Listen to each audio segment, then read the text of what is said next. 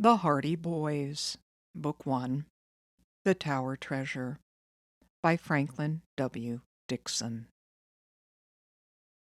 A Sleuthing Trip, Chapter 10. Frank and Joe's first stop was the Hardy garage. Looking in, they saw that only Mrs. Hardy's car was there. Their father had taken his sedan to the airport and not brought it back. "Dad's not home!" Joe cried excitedly. "Now we'll hear what the surprise is."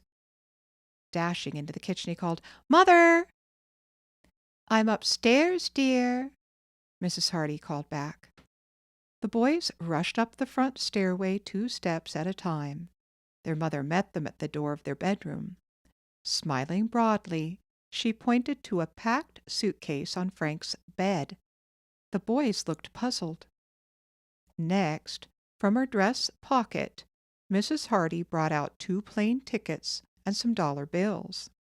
She handed a ticket and half the money to each of her sons, saying, "Your father wants you to meet him in New York to help him on the case." Frank and Joe were speechless for a moment. Then they grabbed their mother in a bear hug. "This is super!" Joe exclaimed. "What a surprise!" Frank looked affectionately at his mother. "You sure were busy today, getting our plane tickets and money.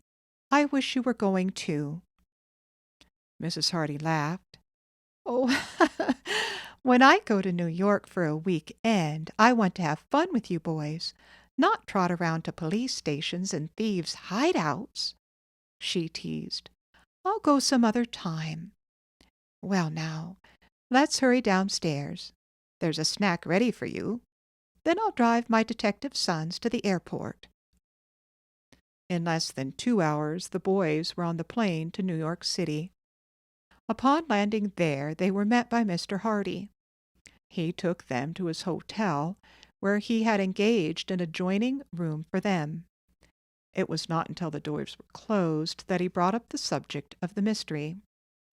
"This case, boys, has taken an interesting turn and may involve considerable research. That's why I thought you might help me." "Dad, tell us what has happened so far," Frank requested eagerly. Mr. Hardy said that immediately upon arriving at the city, he had gone to the office of the company which had manufactured the red wig. After sending in his card to the manager, he had been admitted readily. "That's because the name Fenton Hardy is known from the Atlantic to the Pacific," Joe interjected proudly. The detective gave his son a wink and went on with the story. "Some of our customers in trouble, Mr. Hardy?" the manager asked me when I laid the red wig on his desk. "Not yet," I said, "but one of them may be if I can trace the purchaser of this wig." The manager picked it up. He inspected it carefully and frowned. "We sell mainly to an exclusive theatrical trade. I hope none of the actors has done anything wrong." "Can you tell me who bought this one?" I asked. "We make wigs only to order," the manager said. He pressed a button at the side of his desk. A boy came and departed with a written message. "May be difficult. This wig is not a new one. In fact, I would say it was fashioned about 2 years ago." "A long time, but still," I encouraged him. The detective went on. In a few minutes a bespectacled elderly man shuffled into the office in response to the manager's summons. "Kaufman here," the manager said. "He's our expert. What he doesn't know about wigs isn't worth knowing." Then, turning to the old man, he handed him the red wig. "Remember it, Kaufman?" The old man looked at it doubtfully, and then he gazed at the ceiling. "Red wig, red wig," he muttered. "About 2 years old, isn't it?" the manager prompted.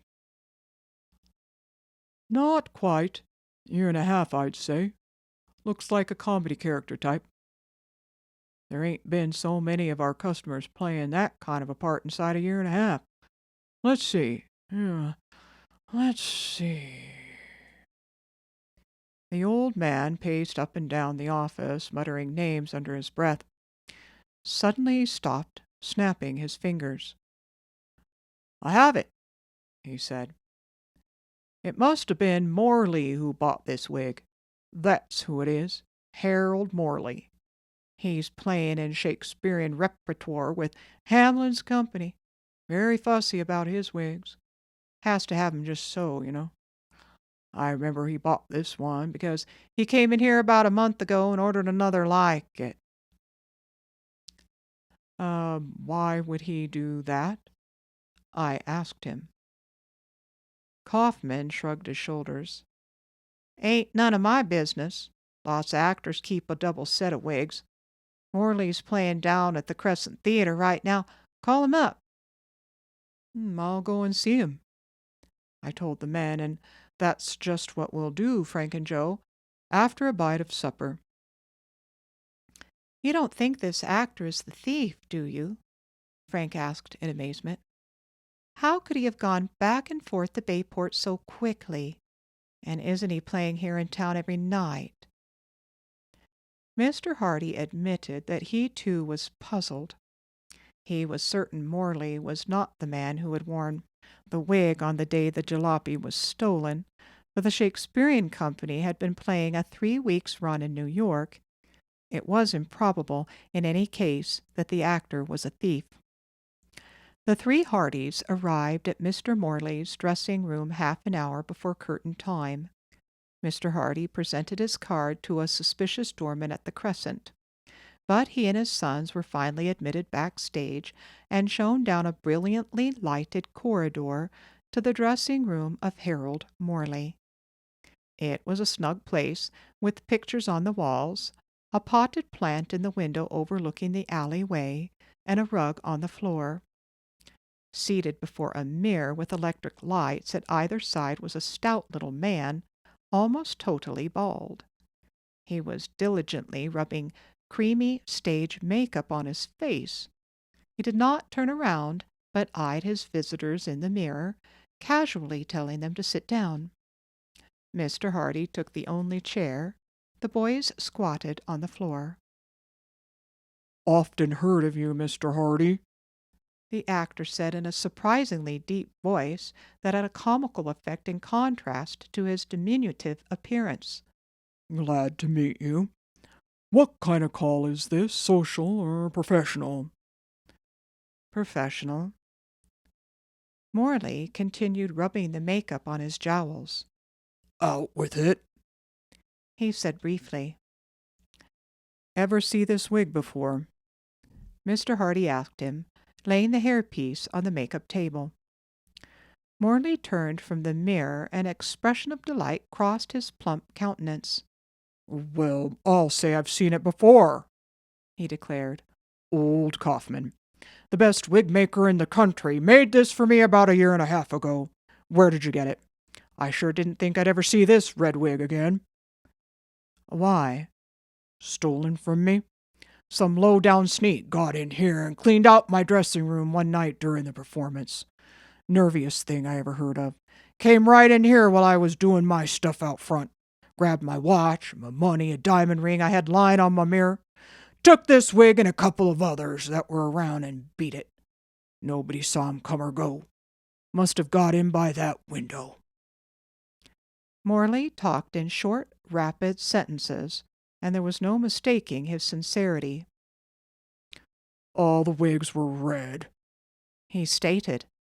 I didn't worry so much about the other wigs, because they were for old plays, but this one was being used right along. Kaufman made it specially for me. I had to get him to make another one, but say, where did you find it? Oh, my sons located it during some detective work we're on. The crook left this behind, and I was trying to trace him by it.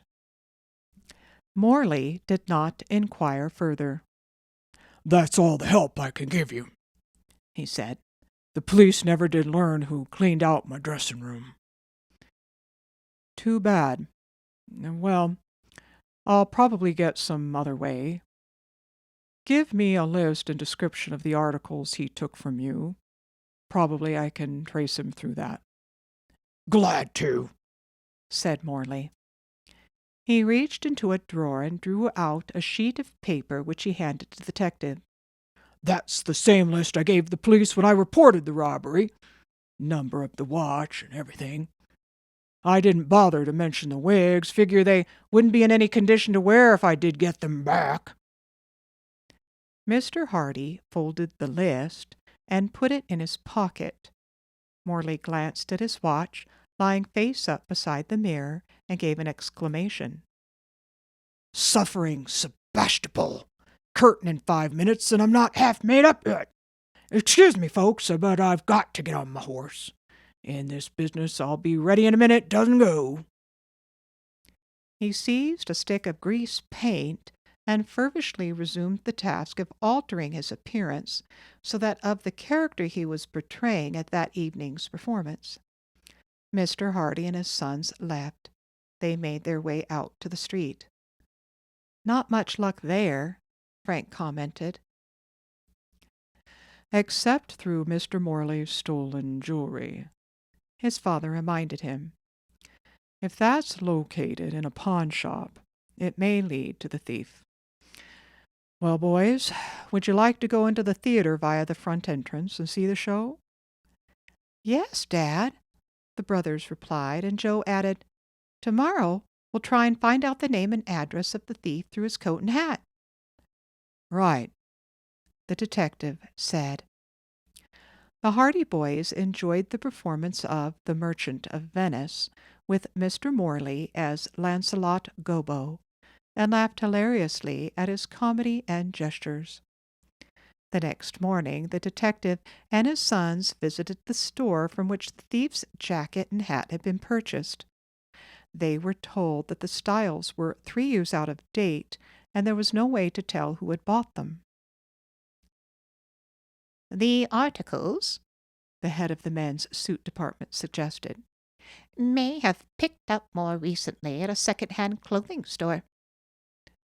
The Hardys thanked him and left. "Ah, all this trip for nothing," Joe gave a sigh. His father laid a hand on the boy's shoulder. "A good detective," he said, "never sighs with discouragement nor becomes impatient. It took years of persistence to solve some famous cases." He suggested that their next effort be devoted to doing some research in the city's police files. Since Mr. Hardy had formerly been a member of the New York City Detective Force, he was permitted to search the records at any time. Frank and Joe accompanied him to headquarters, and the work began. First came a rundown on any known New York criminals who used disguises. Of these men, the Hardys took the reports on the ones who were thin and of medium height. Next came a check by telephone on the whereabouts of these people. All could be accounted for as working some distance from Bayport at the time of the thefts, with one exception. "I'll bet he's our man," Frank exclaimed.